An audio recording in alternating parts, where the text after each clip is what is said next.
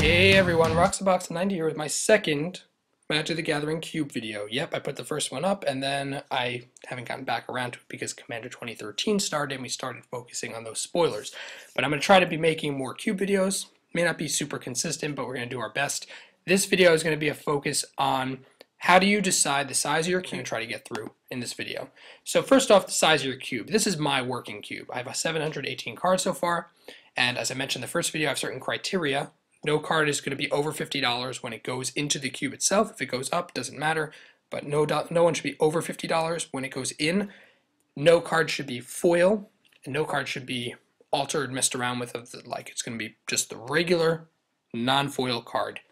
No alternate arts, nothing like that. So that's going to help my cube stay budget. But because we're going to have lots of cards between, 10 cents and $50, this is not a budget cube. If you want a budget cube, then you're going to have to go look elsewhere. This isn't the place for budget cube. But we're going to talk about the budgeting if you have a reasonable budget. You're not really tight on money. If you have a reasonable budget and a reasonable collection, then this is going to be the discussion. This is not a Power 9 cube. In terms of sizing, cubes can range from 360 to infinity. Generally, you want to keep it under 1,000 cards because once you get over 1,000, it starts getting really complicated to balance anything and to make packs that work with each other at all. You really have no synergy among colors if you have that many cards. For me, I would say 360 is the most difficult cube to make. It has to be very streamlined, very perfect. Literally try to have the best cards you can in terms of each color and each function, and it's only for a very small play group. My play group ranges up to 8 people. We can have an 8-person sealed, making it difficult to run less than 700 cards, which is why I rounded out to twice 360, 720. Since 4 people with 360, 720 is double that. That's pretty much how I made that decision. Really, your cube size can fall anywhere in between that. It depends on your play group, how much of your collection you have, how much money you have to throw at this, anything like that. That's the sort of thing you should be thinking about. The number of players and the amount of effort you're going to have to spend balancing it. I'm going to talk about balancing in a separate video, figuring out how to manage colors, but as you can see here already, it's not balanced at this moment because this is basically just I threw stuff from my collection together and then traded for a bunch of staples that I knew would be used.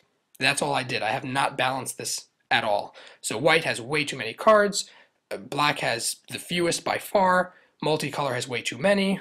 Probably in terms of balance, some guilds have way too more than others. My colorless is a bit awkward. Whatever, that's not the point. The point is I put together the bulk cube, and that's what I'd say is step 1. Go through your collection if you want to make a cube.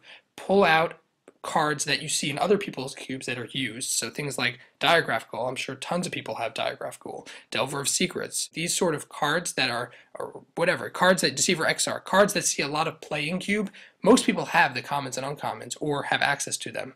So putting together a bulk list of stuff to start with is not that difficult. You just throw your collection together as much as you can. You trade for any staples that you know of, and that's pretty much what you do. That's what I did. So that's what I recommend. Then deciding in terms of, so we have the size. The size is based on the play group. In terms of balancing the cube, this website, Cube Tutor, which allows you to put your whole cube up and you can see the full, well, if it loads, yeah, you can see the full visual spoiler of your cube, see all the cards that are in it, and you can use that to help balance out and see which colors go where, how many you have of each, etc. like that. It's a very useful website. But they also give you curving charts, which is important because you can see where your cube falls in terms of your overall curve. And mine is right now largely between 2 and 3. That's where the bulk of the stuff falls, which I think is a good indicator of where I want my cube to be. I do not want it to be between 3 and 5 or between 4 and 5 because that would mean the cube is slower and it's more on the control end. I would definitely want more aggro, so between 1 and 3 is where a significant bulk of the cube falls. And then of course you have stuff all the way up. Aggro decks should have the potential to be awesome in my cube, and that's one of the things I care about. When you're thinking about a cube, generally the best way to think about it is if you're between 0 and, let's say, 3 to 4 in terms of your average, that means your cube has the potential to have aggro in it. If your cube's between 3 and 6 or 4 and 6, you're definitely a slower cube, more on the range of control. So making your decision which way you want it to go, that's really up to you. You can try to balance them out even more, but I think anywhere between a 2 and a 4 average is a workable cube curve in terms of drafting and such.